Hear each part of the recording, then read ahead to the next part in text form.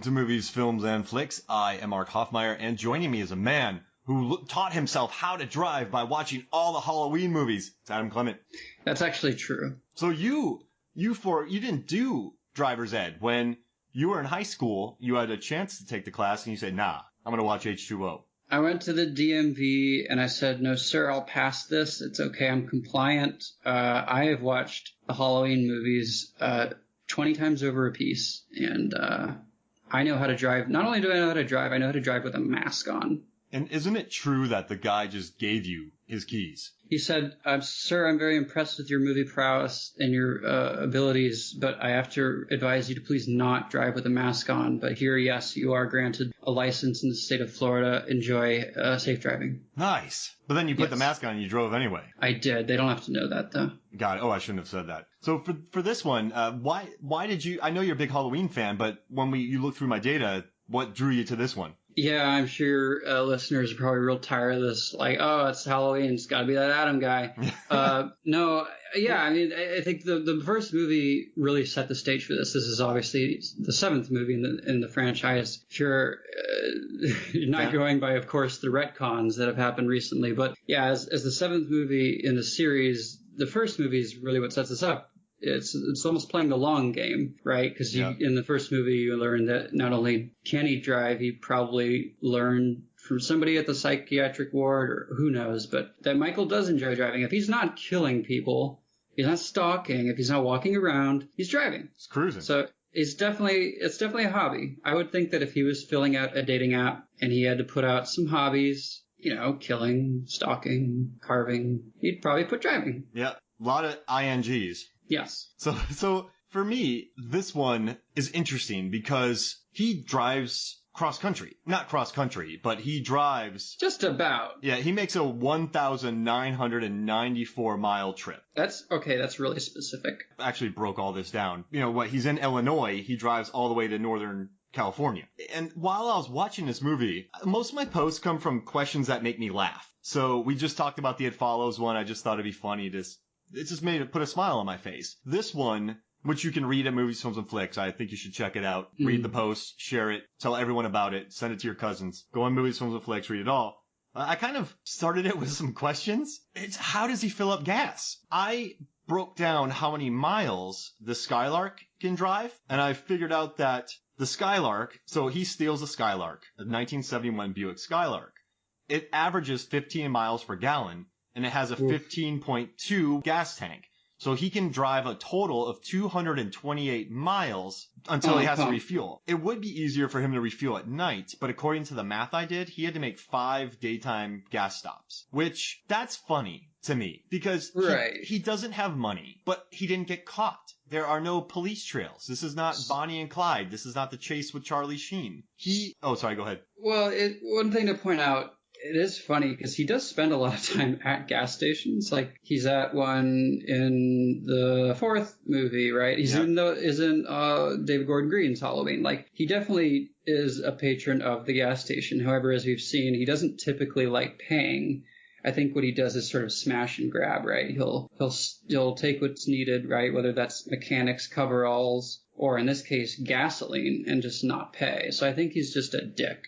The issue is he's pumping gas during the day. Sure. He has to fill up his gas tank. Otherwise, he has to stop more. It would inconvenience him to stop more. So, but if he gassed and ran many times, I have a feeling cops would be after him. But do they really care about that kind of thing? I don't know. How often does that happen, really? And also, so many gas stations are different now. Like, I guess in New Jersey, it's illegal to pump your own gas. In this case, we're to assume what? That he's definitely pumping his own gas. He's not having somebody do it for him, but maybe he is. Are there any states in the Midwest that are, having people pump the gas? Because if that's the case, and I'm asking because I've never had it done, maybe they're doing it, and maybe he's just stiffing the bill. I could see that. It's a fun thing. I don't want to see him siphoning gas because that means he has to take off his mask. No, that takes away from the mystery and the intrigue. And also, I kind of thought about this. This is one of the main reasons why I started it, is does he use his blinker? And when you watch Halloween 1978, he does not. However, I broke down the entire mileage and I GPSed it to find out how many times he could potentially use his blinker. If he obeys traffic laws, he would have used it a minimum of 17 times and a maximum of 57. Do you think he used his blinker on the highway, or do you think he just got in the slow lane? Because I said he averaged 63.2 miles an hour to make it to Jamie Lee Curtis's house. Because that time, I figured out that he left, at what time he left to the time he got to Jamie Lee Curtis, it was about 43 hours. So I figured out the exact math from when he left Illinois to when he got to California. So he would have had to have averaged 63 miles per hour with his stop. That's definitely slow lane material. Also, what's he using for fuel? Like unleaded, how much did he spend on gas? That I guess is more contingent on the age, right? Because you're looking at what prices in 1997. So let's say $2, right? So sure. each time he fills up his gas, it's about, let's just say roughly $30. So he has to do it 9 times, so that's what, $270. Yeah, if he was paying for it, he'd be, I don't know, that's a lot of money. Because I don't know if he collects that, which I think is pretty interesting. The funniest thing to me is just the map, the GPS I set up. True. Of the trip across country. Because does he listen to the radio? Well, also, this is 1998, right? Yeah. The radio's different then. The radio is actually in use. Not so much now, maybe. He don't got no GPS. He's using a map, right? Oh, yeah. He's using like a paper folded map. That, or what? He printed out a MapQuest, which, let's be real here, even if he had access to a gas station amenities, I highly doubt that they're letting people get on the internet and print out MapQuest, because if he's doing any GPS work, it's probably with that. Shouts out to MapQuest. So when we talked about It Follows, when I tracked the creature following, it still was just as scary. But thinking about Michael Myers using a map and driving in the slow lane kind of wrecks the mystique. Do you think the reason that there's literally like 4 masks in this movie is because perhaps each time he filled up at the gas station, he picked up a new convenience store, dime store mask? Yeah, he probably went in, got some jerky, bought a new mask, spray painted it. That's the best explanation I can give for the reasons why we have like the Halloween 6 mask. We have a CGI mask. We have the Stan Winston one. I think the K and B effects one. Like there's so many masks in this movie. And then another thing that was tough for me is all these places were fictional locations. The toughest thing for me was the map and find out where they were. Sure. I don't know. So I found a place with a similar location. That's how I came up with Langdon. For Hillcrest, I found I looked on a place on Highway 139, and I looked up its distance to Yosemite Park because that's where everyone goes, and then its proximity to the highway. So I was just staring at the maps, figuring that out. So I think my 1,994 thing sounds pretty good. And then I also had to deal with the other car that he steals when he gets a flat tire.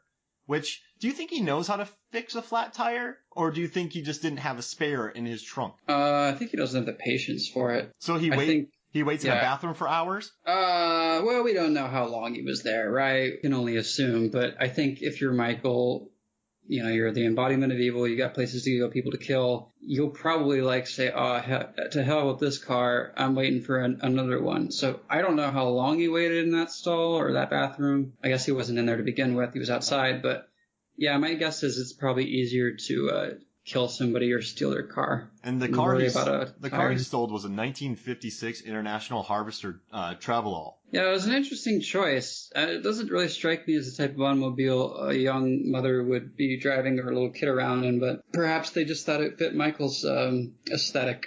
And the one thing that made it pretty easily is that he didn't have to drive too far from that wait area to the town. And then the main thing is he waited downtown for her because he didn't know where the school was, which is interesting because then he followed her there. Mm-hmm. But wouldn't he know where the school is? Why would he know, though? Yeah, you're right. I just like the idea of him. Does he wear his mask while he's waiting for 2 hours on the side of the road? Absolutely. I love it. I don't know. I just think this trip makes me smile. I don't know if it does the same to you. Just him driving across country. And it kind of made me happy to figure out him using his blinker.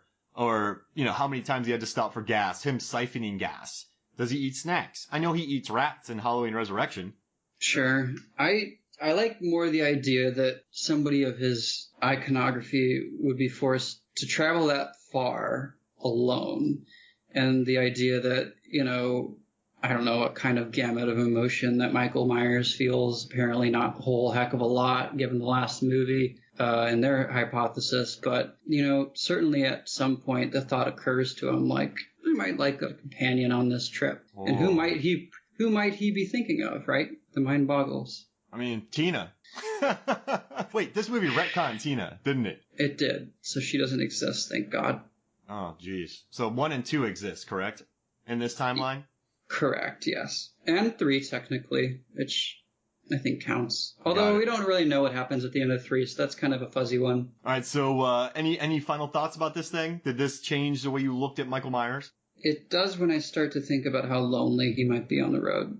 That's a long trip. Yeah, that and this idea that he has so many masks at his disposal that he's like picking out a certain one for a certain feeling he may have. Like aesthetically, he might feel, a little bit more modern. He might go with a gaudy CGI mask, or other times he might be feeling a bit more nostalgic and he'll pull out the mask he wore in Halloween 6, even though that movie was retconned as well. I will say, though, I do love in this film when Laurie Strode goes on the offensive. Yeah, it's a great moment.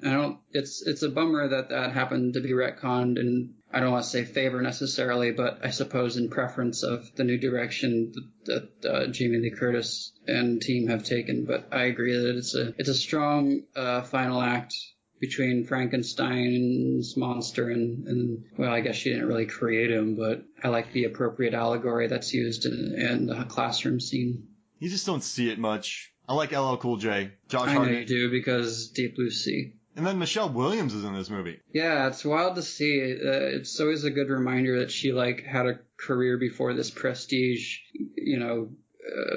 Oscar stuff. She was on Dawson's Creek and with this gang.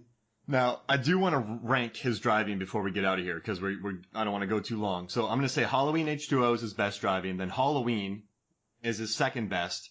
Then I like his really crazy driving in Halloween 5, The Revenge of Michael Myers. Yeah, he's real crazy. He's driving Tina around town and he stops so she can get some food, which I love. Mm-hmm. And then I'll give Halloween 4, The Return of Michael Myers, because he just busts out of a place and it's not too thrilling. Yeah, that's more of him being a backseat driver. Yeah, exactly. So, hey, thanks for joining me, man. Absolutely. Thank you for having me. So for Mark Hoffmeyer and for Adam Clement, this is Movies from the Flakes Data. We'll see you next week.